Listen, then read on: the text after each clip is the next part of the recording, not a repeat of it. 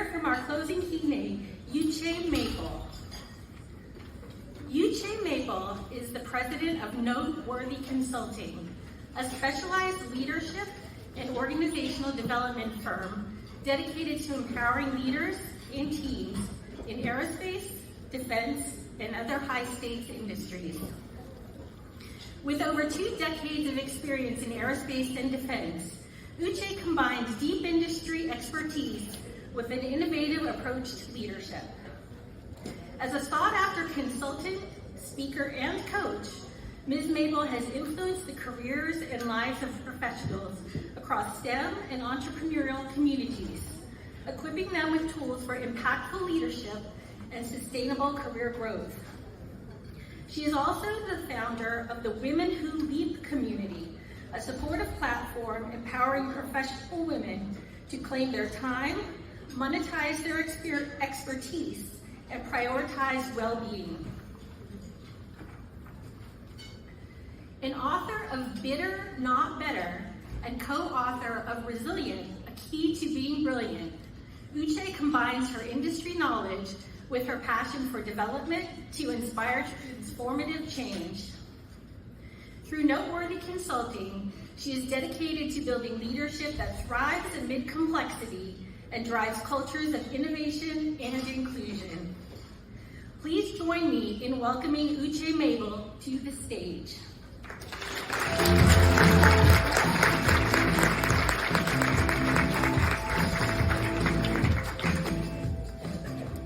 Welcome everyone. So before we get started, because I know it's been a long day, one thing I like to do is really engage the audience. And I have this saying where I go, yes, yes, and you say, yes, yes. Okay? So let's just try it out. Yes, yes. Yes, yes. Yes, yes. Yes, yes. Yes, yes. Yes, yes. All right, give me some of how I'm playing. This is good. Very good. Okay, so like I said, I know you've been here all day. You have heard some powerful speakers. You have learned some new strategies and tactics, and you may even find yourself inspired right now. Yes? Yes. Well, right now, if we're being honest, some of you, I wouldn't say you were thinking about dinner, but you may be thinking about your travel plans. You may be thinking about what's on your email. And then some of you probably just like, I'm really just tired. I just really need to put my feet up. But because this moment right now, this is the moment that can change everything and anything for you. So let me ask you this question. What was the moment that you realized that you wanted to be an engineer and why? Now, I don't want you to give me your resume answer. I don't want you to give me the answer that you may put on your LinkedIn profile. I'm really talking about the real reason. What's your real why? Now, maybe it was just curiosity and you love putting things together, or maybe it was because you felt like you had a bigger purpose in life and you wanted to create something bigger than yourself. Or maybe, just maybe it was about survival because you wanted to have a better quality of life. Now, I don't know what your moment was, but I do know this. The reason you started is what will keep you going.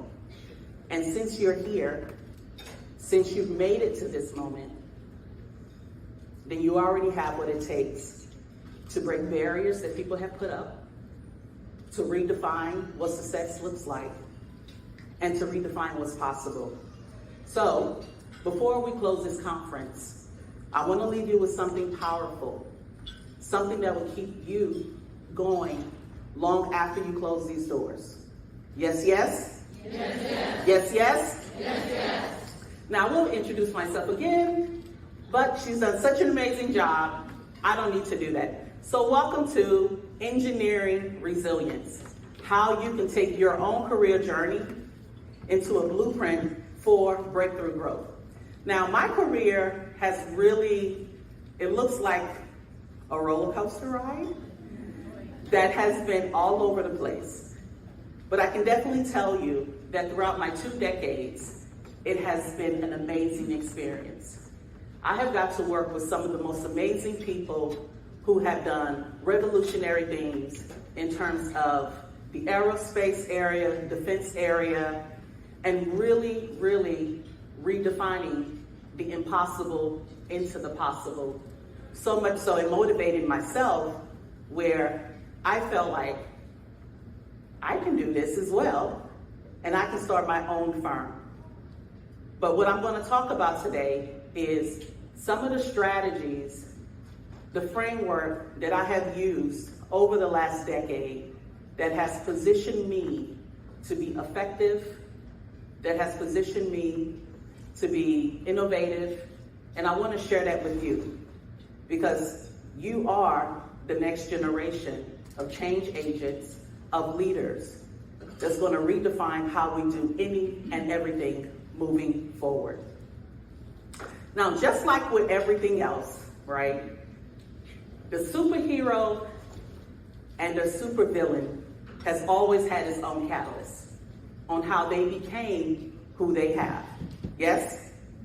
Whether it's a tragedy, whether it's the opposite, but there was a defining moment that pushed them to be what they are. And my story is not too much different than that. That's my dad on the right. My dad came to the United States in the late 60s, early 70s, where he met my mom, that a beautiful woman with the little short afro, who was an educator. And their love story began, where they were able to have 4 kids. And my mom, who's from Texas, was like, listen, I have been in the United States long enough. I want to go see where you're from. Now, my mom has never even left her little East Texas town, much less going to a different continent. And my dad obliged. And this person right here is me, Miss Wonder, who was always interested in everything. Now, when we went over there, life was great. My mom and dad had my baby sister who's on my dad's lap. That's the same baby that's on my mom's lap. And life was good. Life was amazing. But just like with any superhero story, something happens that changes the trajectory of their lives. And what we found out during that time, my dad had got really ill. And one thing he told my mom, he said, if I leave this earth today, or if I leave at all, promise me one thing. I want you to make sure you take everyone back to the States. And so she did.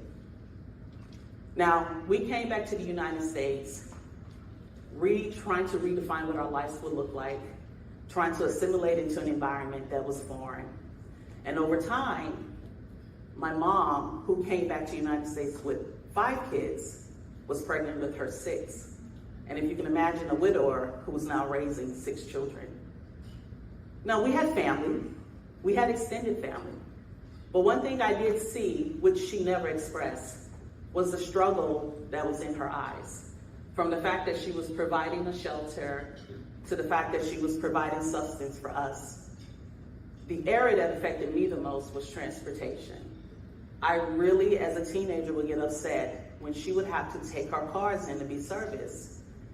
And when she would get the cost of it, people were taking advantage of her.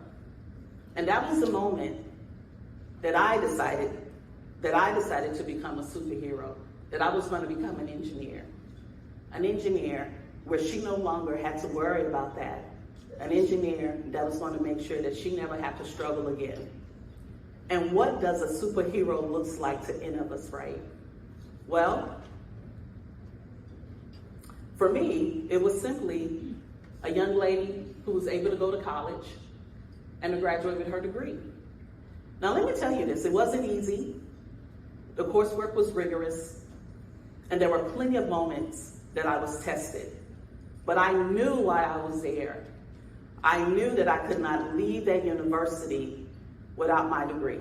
Shout out to the best school ever, PVA and U, we haven't gone in here. And every time I meet a female engineer who would get frustrated and say, why am I here? Why am I doing this? I will simply tell them is your why is bigger than your challenges. We need you to be innovative. We need you to be creative. And don't worry about people whose dreams are smaller than yours. We need you to dream bigger. We need you to dream louder, because the world is waiting for you. Now, as a result of this, getting my degree, I was able to work at a great university. I work at a great company, which is the second picture, which was amazing. And they also paid for me to go to school again, so not too bad. And the thing that I had wanted to do most after graduating, which was to be able to fix her car. Not only did I not fix her car, I was able to buy her one.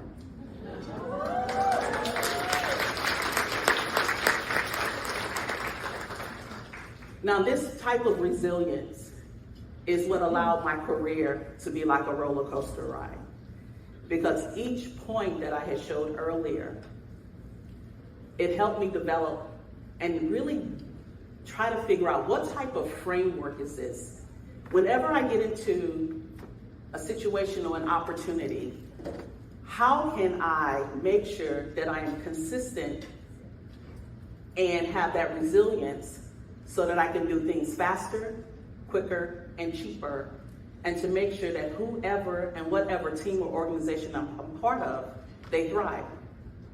In 2000, maybe, I'm not gonna put the date, a couple of years ago, I had an opportunity to work for an amazing company, and this company had never done something before, which was have processes in terms of delivering a database to an organization.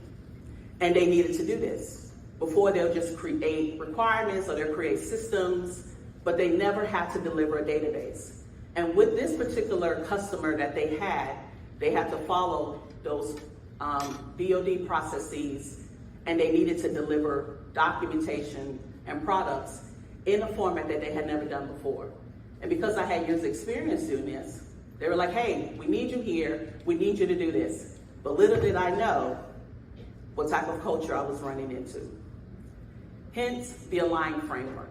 This framework are 5 points that I'm going to share with you on how me and a couple of other people were able to change a culture of saying no to saying, yes, we really need this. As I mentioned before, they had never had processes before, and the customer wanted a database delivered to them containing content and information. So the first thing is, in any type of environment that I have always been privy to or honored to be a part of, we're always assessing. You know, for engineers, you give us a problem, we solve it. But if we don't have the right assessment, oftentimes we end up solving the wrong problem. So what are some of the strategies that was being used? Don't be afraid to ask questions. Being inquisitive is your best friend. Being able to identify gaps and document that so that you know where the deficits are. And being okay performing audits. And by using this strategy, it allowed me to now understand that, oh, on this program, we're not dealing with a technical issue. We're dealing with a workplace culture. A culture that is resistant, that wants to keep the status quo and doesn't want to change into what the company wants it to be next. Once I was able to assess, then I had to learn. I had to learn how to utilize skills in a more mature way that I had never done before. Now, when for those of you who are working, we know this, and for those of you who are in college, being technical is just one part of the process. Learning your leadership and your productivity skills is probably not just even more, but more important. Because people have to follow you. They have to follow the vision that you set place. And I had to learn how to mature that in an environment where no one knew me. All they knew is that they hired this person to come in to be our systems engineer, to help us to put content into this database that meets the requirements of what our customer wants. And you're telling me we have to do this now? I don't think so. So I had to learn very quickly to understand what type of leader I needed to be in order to be able to persuade people to do this. Now, when we talk about being an effective communicator, that's just not talking and smiling and giggling. It's being effective in a way that you can transform the mind. It's being effective in a way that a thought that a person had today, and when they hear you communicate, it changes their perception tomorrow. Being able to provide clear directions so that people can not only understand the vision, but understand where we're going. And above all, listening. Not listening in the sense where you're just hearing, but listening to what's not being said. When people are normally coming to you and telling you why they can't do things, it's not really what's coming out of their mouth. It's really what is not being spoken. And that's what I had to learn how to do. And now it's implementing. So, okay, Uche, you've assessed the problem. You now understand what are the issues. Now, how can you implement this? I had to find a champion. Someone who the program trusted, someone who believed in the vision and who understood what was at stake if the team did not deliver this product. And okay, so what does a champion look like? Well, in this scenario, this champion allowed me to come to his meetings and to be able to talk about what the vision is, why we have to do it, and what's at stake if we don't. And what's at stake is not that we won't meet the schedule. What's at stake is we'll lose this multi-million-dollar program. And that champion not only allowed me to speak, that champion also was the first early adopter in the process. And because of that person, it's what changed the program in itself. And one thing too I realized is, this is not the first time that this company has done this.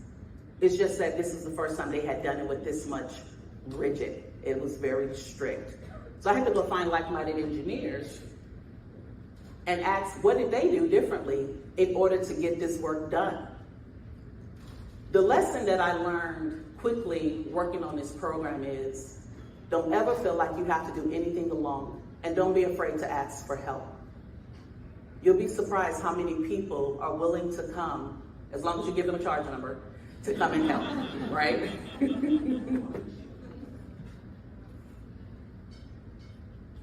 And as we began to implement, and as a team began to utilize this new framework on how we were documenting our requirements, our processes, one of the things that they said was, Uche, we have to do this again for a different program.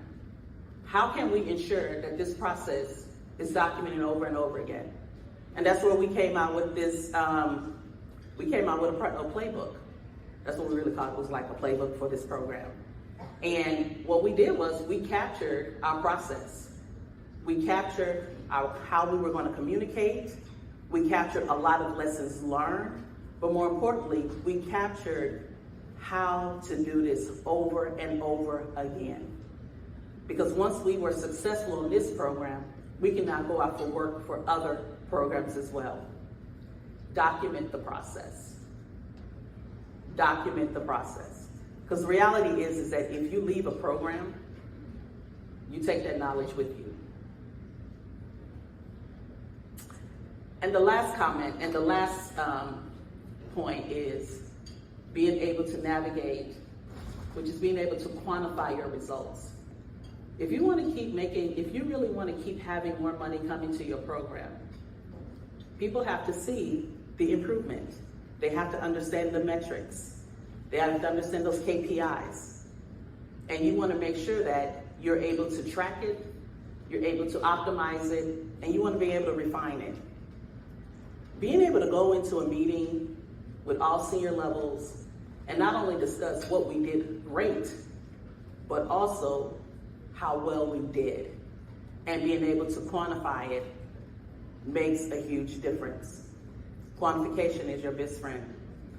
So let's take this back full circle. When you look at this child, the one that you see in the image, a little girl who lost her father before she could truly understand what loss meant.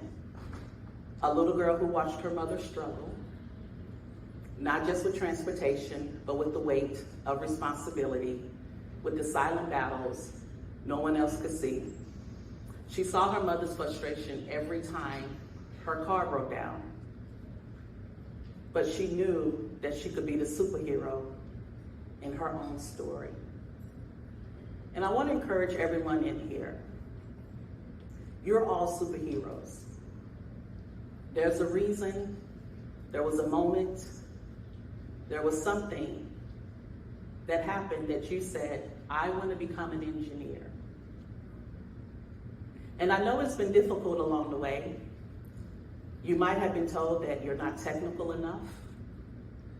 You might have been told that you don't have what it takes. Heck, they might even say, who are you? I've never seen you before.